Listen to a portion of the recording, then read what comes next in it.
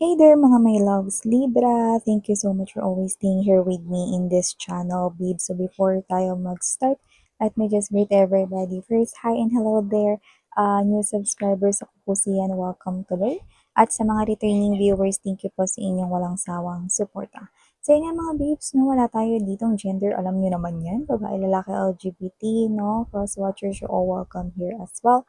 Pwede nyo pong i-flip yung roles if you want. And at the end of the day, you always have your free will with you na free nyo rin pong gamitin anytime, anywhere. So yun nga mga babes, no? Just take only what resonates and remember na meron kayong free will na free nyo rin naman talagang gamitin. So let's go ahead and check these messages here for my Libre people. What do we have here for Libra, please? Archangel Michael, thank you so much. Together with the angels and guides. Yeah. Can we get messages for Libra? Ano yung mga kaganapang pwede nilang asahan? I-prepare ang kanilang mga sarili. Yan. Mga happenings, kaganapan na pwede nilang i-expect, i-look forward. Ano ba ito? Can you please show me? This reading is intended for my Libra people. Can we get messages for them, please?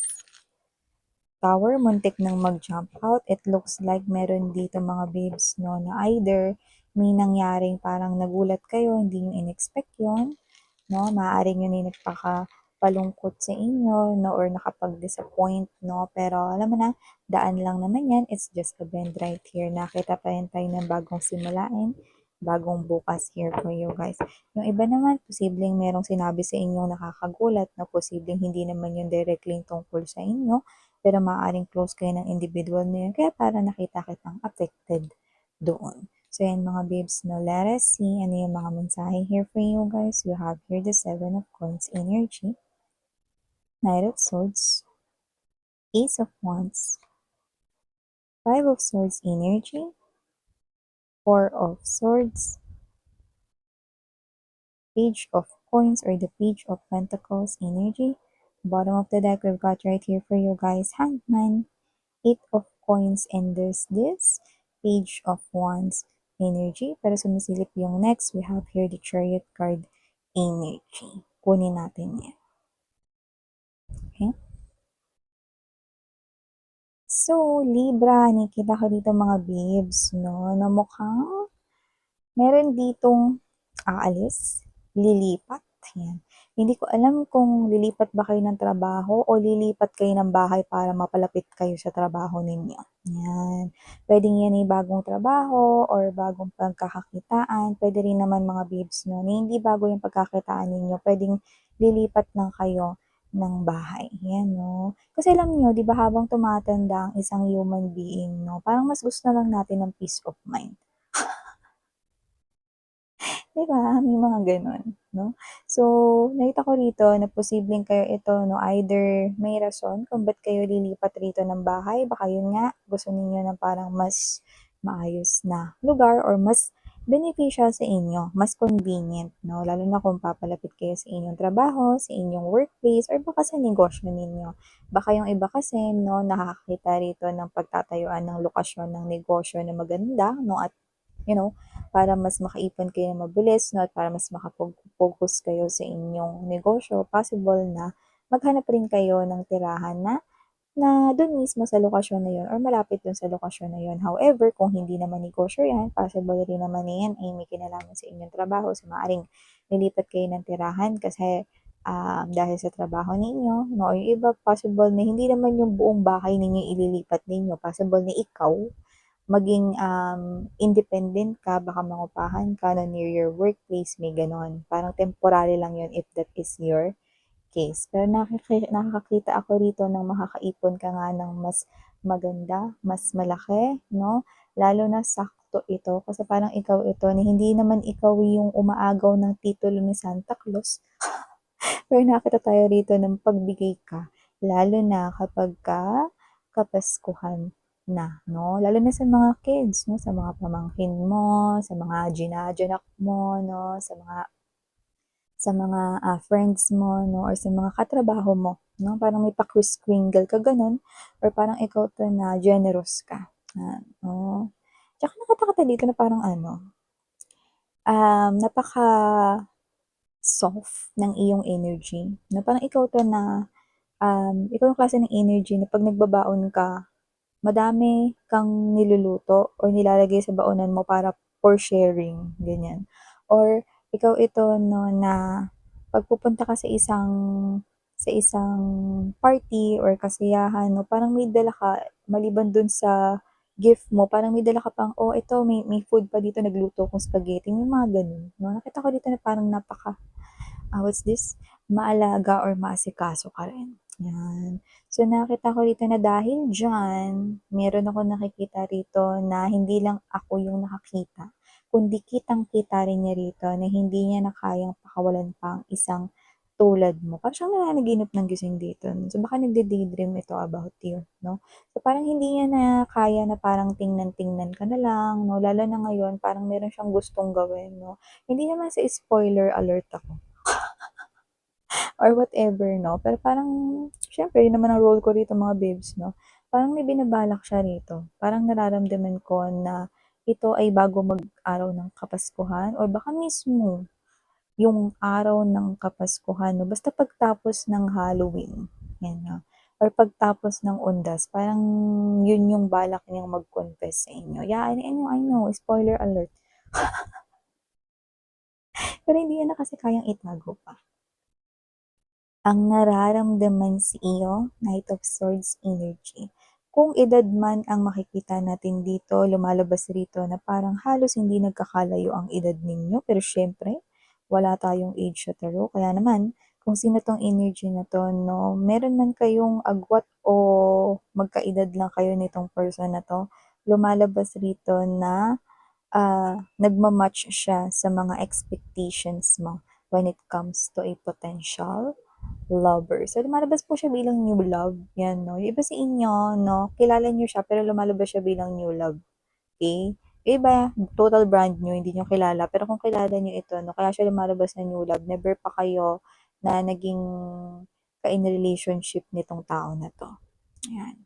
So, nagde-daydream siya about you 'no, at nakikita ko siya dito na meron siyang, parang muni-muni 'no, na 'pag uuwi siya 'no, may pagbiyahe 'no, papuntang bahay or papuntang work 'no, or papuntang school kung sino man 'to 'no. This person here is alam mo yung tamang sandal siya sa bintana 'no, so parang kahit dumikit na yung pisngi niya 'no, yung oil talaga.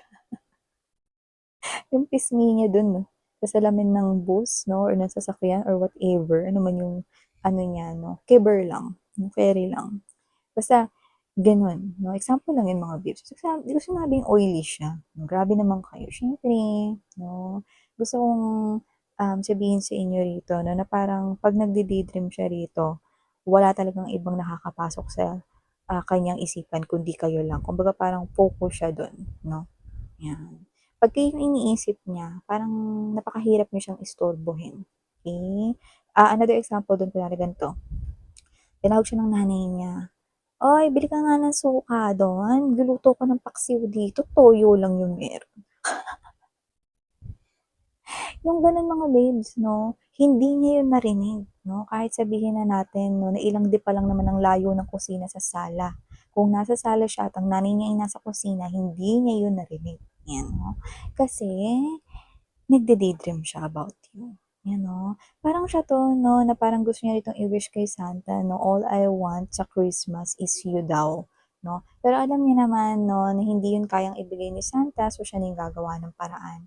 Dito nakita ko naman mga babes 'no, na parang nasa sa inyo kung tatanggapin niyo siya rito 'no, pero nakikita ko rito na ipu-pursue niya kayo 'no, at, um hihingi siya rito ng chance 'no, na mapakita sa inyo muna 'no, yung kanya ritong admiration 'no, na feelings niya para sa inyo 'no, bago niyo siya i-reject or bago niyo siya bigyan ng sagot 'no. Hihingi siya rito ng chance at makikita niyo na ipu-pursue niyo siya. Alam niyo kahit hindi niyo nga siya rito bigyan ng chance, ipu-pursue niya pa rin. Kasi medyo stubborn yung energy niya 'no. 'Pag may gusto kasi siya, ginagawa niya muna yung very best niya rito, okey? So yun. New love yan miss yan, paano naman kaming mga may karelasyon, kamusta naman kami diyan? So nakita ko rito mga babes 'no, para dun sa mga may in relationship na rito, nakita ko rito 'no, ng unahin muna natin yung una kong nakikita para sa mga may mga magkarelasyon diyan. Possible na may pag-awayan kayo at may posibilidad na may kinalaman yan sa salitang selos. So maaaring may pagselosan kayo or may pagselosan siya rito pero wala naman talagang dapat na pagselosan. Kaya nakikita ko rito 'no, na ito ay malinaw na misunderstanding lamang. Pero maaaring hindi kayo mag-usap ng ilang araw at posibleng hindi rin kayo magkibuan. Pero nakakita ko rito na kung sino man dito yung energy na napaghinalaan siya yung unang lalapit, 'no. So nakikita ko rito 'no, na meron ditong panunuyo, paglalambing hanggang sa magkakaayos kayo, huwag mag-alala, 'no. Kasi alam niyo mga babes 'no, saglit lang naman ito, 'no. Paminsan-minsan may ganyan 'no, sometimes yan pa nga yung nagdadala ng kulay 'no. Yung iba nga alam mo, sabihin ko sa'yo, ako nga may friend ako, eh, gustong-gusto niya nagseselos yung boyfriend niya. Yan 'no, kapag meron na parang dumidikit sa kanya or whatever or may malapit lang sa kanya 'no, tapos sabi niya sa'kin, "Kasi alam mo 'yan, feeling ko kasi love na love ako ng boyfriend ko." Feeling kong ganda-ganda ko talaga sa paningin niya. Yan 'no, hindi 'di ba? May point naman yun, 'di ba? Lahat naman ng feelings natin are all valid 'no? So yeah, may ganun din 'no, and yun nga nakikita ko dito that your person here loves you. Siyempre ayaw niya na may dumidikit-dikit sa inyo, 'di ba, Libra, 'di ba? Sino ba naman yung may gusto, 'di ba? So dito nakikita ko na ito ay total misunderstanding lamang at ito ay magkakaayos at mapag-uusapan niyo ring dalawa, yan. O doon na tayo sa pangalawa 'no. Kung dito naman kayo naka-fall mga babes 'no, nakikita ko rito na ang person mo ay meron ditong ibibigay sa inyo 'no. Pero alam mo yung ganito yung sasabihin niya, yung pa-surprise or yung gift or yung present na sasabihin niya, hindi pala yun yung dapat mong asahan. Example ganito, kunyari lang ha, kunyari magde-date kayo, date tayo, ayan. Tapos, ang alam mo, kakain lang kayo normal 'no, sa labas ganyan, pero hindi mo alam more pa pala dun 'no. Kunwari yung usual niyong kinakainan sa mall lang kayo kumakain ganyan 'no, pero this time iba naman 'no. Dadalhin ka naman niya kunwari sa isang overlooking restaurant, fine dining restaurant 'no, yung maganda yung ambience, yun yung nakikita natin dito. So maaaring magulat ka 'no, na parang dito makita mo na parang maramdaman mo espesyal ka talaga sa person mo, yung gano'n 'no. Tsaka nakikita ko rito mga babes 'no, na parang ano niya lang yun, parang, facade niya lang 'no, kunwari-kunwari 'no, date-date lang kayo pero yung pala na meron pa palang iba. Yung iba puwedeng mas pa dun 'no. Possible na meron din siyang sabihin sa'yo rito na talagang ikatuwa mo kasi nakita ko dito na parang may na-excite, eh, yan. So, parang sinasabi mo ba miss yan na baka sabihin niya na sa'kin na marriage pa ito, 'yan 'no. Possible din gano'n 'yon mga babes 'no. Pero ayoko siya masyadong i-booking lalo na isa akong matinding spoiler dito. Pero nakakita ko dito that with the Page of Pentacles energy, gusto niya talaga dito mag-start ng pagpapamilya sa'yo, okey? Doon sa parte na 'yon makasisiguro na kayo na ang gamot ay laging bago. Ano 'to, yung yung nararamdaman niya sa inyo ay seryoso, 'yan 'no. So, isa na namang pumanaw na joke yung binitawan ko. Sa inyo mga babes, ibig sabihin dun pa lang nakikita niyo na yung future niya sa inyo. So, ibig sabihin parang puwede na kayong makampante. Magtatagal ba yun miss 'yan? Hindi lang yun basta magtatagal, permanente. Nakikita ko ang taong ito na ready siya rito 'no, na i-invest yung kanyang hindi lang half of his or her life with you, but his or her whole life with you. Oh, you know, I'm seeing the lyrics 'no, of Cesar Montano's song 'no, All My Life, yeah. Yan yung madalas na kinakanta 'no, or pinatutugtog sa wedding, 'di ba? All my life, without a doubt I give you all my life, and definitely this person will take care of you. Eh, sa inyo, possible na may age gap kayo, but doesn't have to be. This person here loves you and do not care, no? Kahit na magka-wrinkles pa kayo, kahit na magkaroon pa kayo ng kulubot, no? Sa inyong balat, whatever. That's not important. Okay? So, maliban dyan, libre nakita rin ako dito ng energy, no? Na possible, no? Na pwedeng mabigyan kayo rito ng isang challenging work like never mo pang nagawa, di mo pa yun na-try before, no? Kaya maaaring sumakit yung ulo mo dito, pero maganda pa rin yung kakalabasan dito. Alam niyo mga babes, no, maganda na um, when you are learning something, okay na magtanong tayo, no? Kasi yung pagtatanong, hindi naman yun indikasyon na kasi weak tayo or kasi hindi natin alam yung isang bagay. Di ba bago nga natin malaman ng isang bagay, posibleng tayo ay magkamali, no? Or posibleng tayo ay madapa, no? Pero after asking and learning, lalo na sa mga expert or dumaan na sa mga ganong klase ng experiences, well, I'm pertaining to work and career, no? Kasi meron ditong bagong task na iaatang sa'yo and possibly you're clueless about this, no? Might be may pressure pa nga kasi maaaring madaliin ka kasi posibleng may deadline. Pero however, malulusodan mo 'to basta magtanong ka. It's okay to ask help, no, lalo na 'pag hindi mo alam, 'no? Kasi yun pa nga ay isang sign ng katapangan, 'di ba? So, nakikita ko dito, no, that everything will be smooth, no? At magagawa mo ito at magkakaroon ng positive outcome at magtutuloy-tuloy ito, no? So, hindi ko alam kung bakit sa'yo may aatang 'yan. Possible na nakikitaan ka kasi ng energy riyan, no, ng, kaya mo kasi 'yan or parang qualified ka for that, no, yung nakikita natin dito. Plus, makaka-receive ka rin dito ng good news sa loob ng pamilya daw ninyo. Na for some reason, maaring galing yan sa kapatid mo, especially kung siya ay nag-aaral. So, baka meron siyang honor or mataas yung grades niya, no? So, hindi ko naman naririnig na parang tunog na bigyan mo siya ng gift. Pero nakikita ko rito na may mga energy sa inyo na magkukusa para mas ma-motivate pa yung kapatid ninyo. Especially kung nakababata ito sa inyo, tapos nag-aaral pa. Yan, may good news tayo nakikita sa kanya. So yeah, there you go, Libra. These are all the messages I've got right here for you, honey. Thank you so much for your time here, babe. And Melia ko po siyan. Sarangaya, love and light. And please do check out other channel if you're interested to make tambay din there din. Kita-kita din tayo doon. So yeah, ako rin naman yung tao din mga babes, may iba pa ba? So yeah, ito muna mga mensahe for you guys. Thank you. Sarang heyo. Love and light. Annyeong.